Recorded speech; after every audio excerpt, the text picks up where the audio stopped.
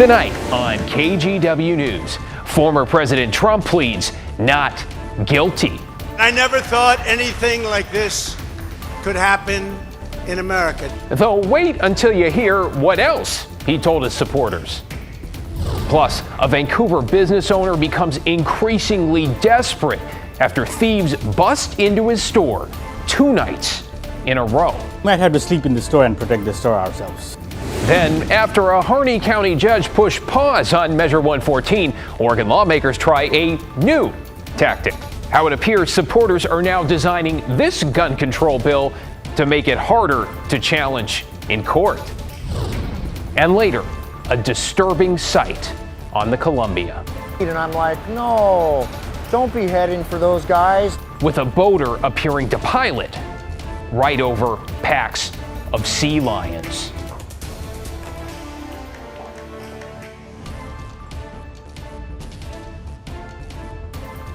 I am thinking that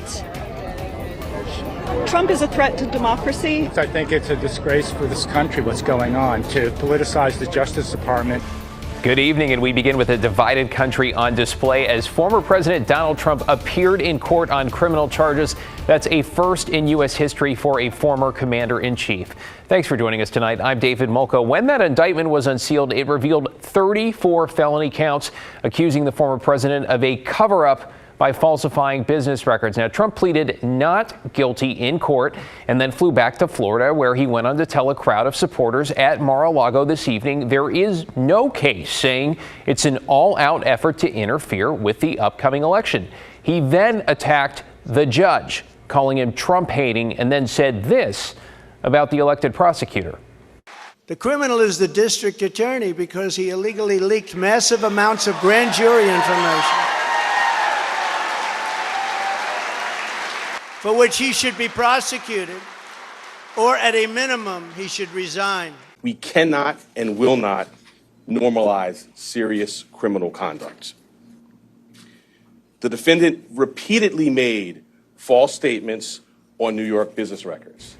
That's the Manhattan DA there. The charges stem from so-called hush money payments allegedly made to 2 women during the 2016 election, and importantly, how those payments were accounted for. Now, Trump's next in-person court date scheduled not until December. Well, new at 11, a Portland man is suing a Longview gas station for racial discrimination. The plaintiff, who is black, says what began as a quick pit stop quickly escalated into a confrontation where a worker hurled slurs and physically threatened him. Catherine Cook is here now. And Catherine, you talked to him tonight. I did. And David, above all else, Anthony Simmons wants those involved to be held accountable.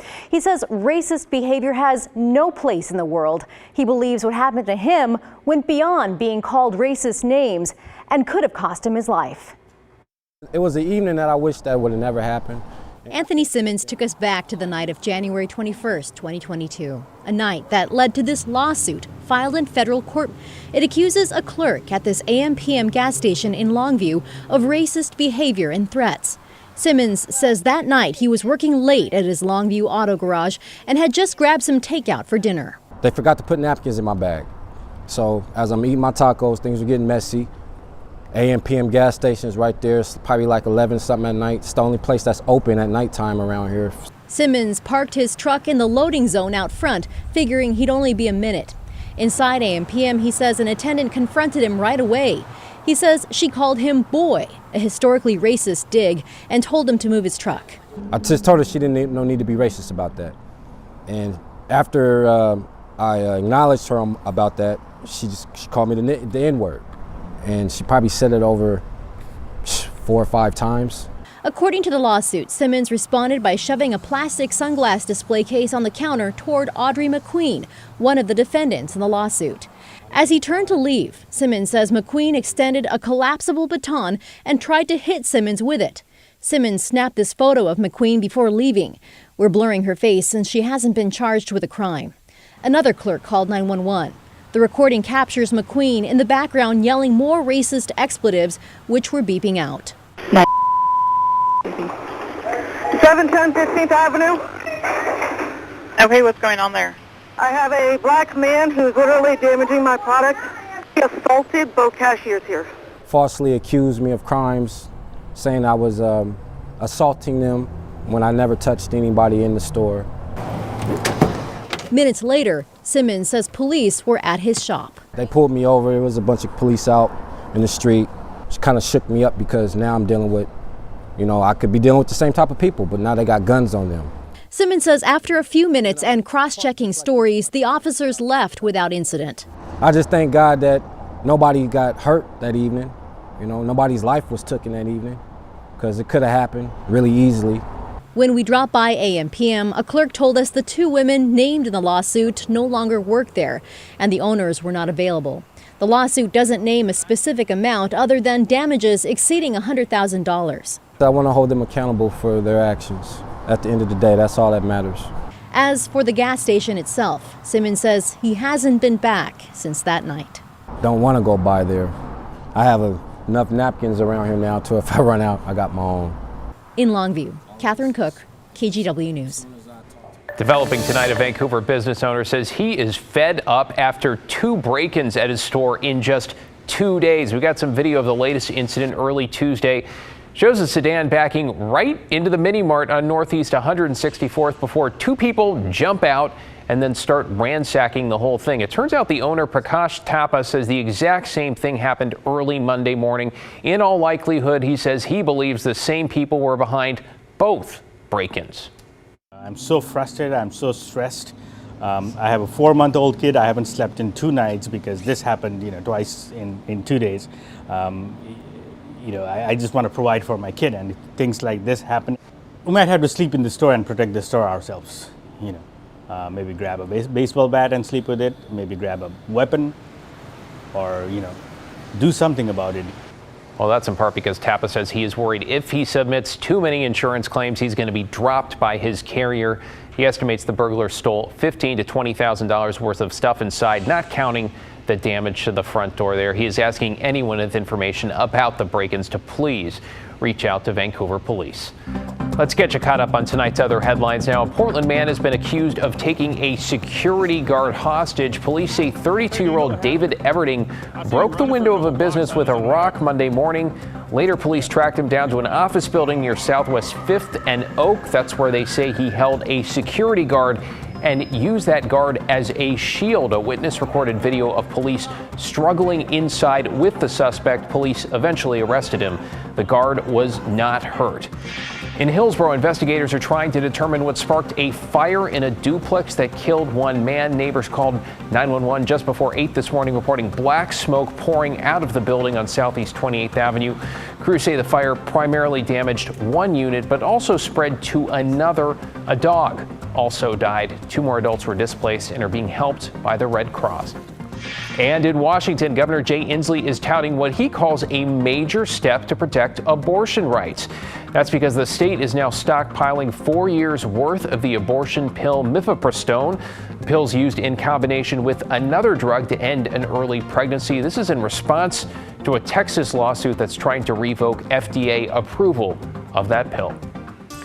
Well, tonight, a new gun control bill is moving forward in the Oregon legislature. We've reported on how it's similar to voter-passed Measure 114, which right now, you might remember, is tied up in court out in Harney County. Alma McCarty's in the newsroom tonight. Alma, there was a last-minute amendment to this, one that seems deliberately designed here to limit legal challenges. What do we know? Well, David, for that, I went to a Willamette University School of Law professor who has been following Measure 114. This new amendment is considered a venue provision. It requires any future legal cases to be heard by a Marion County judge. In a work session in Salem Tuesday. Senator Gelser-Bluen. Aye. Senator Lubinko. No. Senator Manning. Votes aye. Vice Chair Thatcher. No.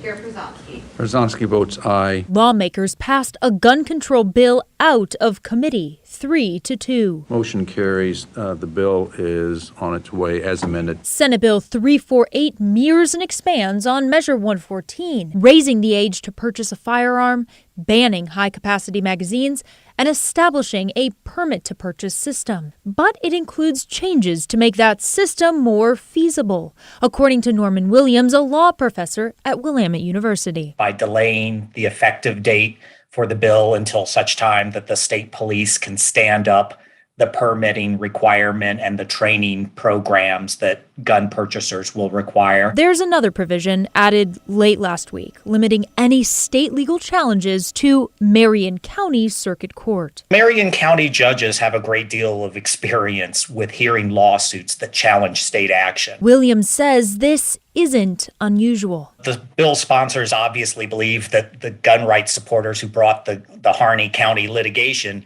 had engaged in forum shopping, that they found a judge in a particular county that was going to be sympathetic to their lawsuit.